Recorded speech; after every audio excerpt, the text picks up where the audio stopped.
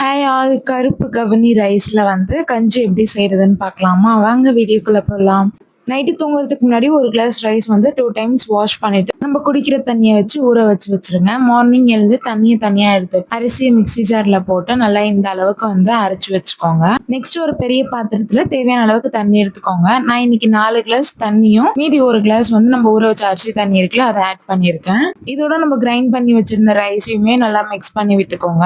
And then கருப்பு கவனி அரிசியோட benefits என்னன்னு பார்க்கலாமா? இது நம்ம எம்டி ஸ்டொமக்ல எடுக்கும் போது பாடி வந்து நல்லா டீடாக்ஸ் ஆகும் அண்ட் வெயிட் லாஸ் ஆகிறதுக்கு சூப்பரா ஹெல்ப் பண்ணும். இதுல வந்து ஹை ஃபைபர் இருக்கனால ஸ்டொமக் ஃபுல்லா இருக்கிற மாதிரி ஒரு ஃபீல் கொடுக்கும் அண்ட் கிரேவிங்ஸ் வந்து கம்மி பண்ணும்னு சொல்றாங்க. And then carbs, iron, nutrition இருக்கனால 1 டேக்கு தேவையான அளவுக்கு ஸ்டாமினா, ஸ்ட்ரென்த் எல்லாமே கொடுக்கும். நெக்ஸ்ட் ஸ்டவ்ல எடுத்து வச்சுட்டு நல்லா ஒரு வாட்டி கொதிக்கும் போது நம்ம சால்ட் ஆட் பண்ணிக்கோங்க. கொஞ்சமா ஜீரகம் ஆட் பண்ணிக்கோங்க. நான் வீடியோ எடுக்க மறந்துட்டேன். அதனால இந்த அளவுக்கு கொதி வரணும். எப்படி எனக்கு ஒரு 15 to 20 மினிட்ஸ் கிட்ட ஆச்சு. நெக்ஸ்ட் ஒரு அளவுக்கு ஆறுனதுக்கு அப்புறம் இதுல வந்து சின்ன வெங்காயம் ஆட் பண்ணிக்கோங்க. நெக்ஸ்ட் தயிர் ஆட் பண்ணிக்கோங்க. எல்லாத்தையும் நல்லா ஒட்டுக்க மிக்ஸ் பண்ணி விட்டுட்டோம்னா சூப்பரான கருப்பு கவனி கஞ்சி ரெடி ஆயிடும். நீங்களும் இந்த ரெசிபியை ட்ரை பண்ணி பாருங்க. அண்ட் வீக்லி ஒரு 2 or 3 டைம்ஸ் மட்டும் எடுத்துக்கோங்க. டெய்லி எடுத்துக்க வேண்டாம். அண்ட் நான் போற வீடியோஸ் உங்களுக்கு பிடிச்சிருந்தா லைக் பண்ணுங்க. மறக்காம சேனலுக்கு சப்ஸ்கிரைப் பண்ணி சப்போர்ட் பண்ணுங்க. தேங்க்ஸ் ஃபார் வாட்சிங். பாய்.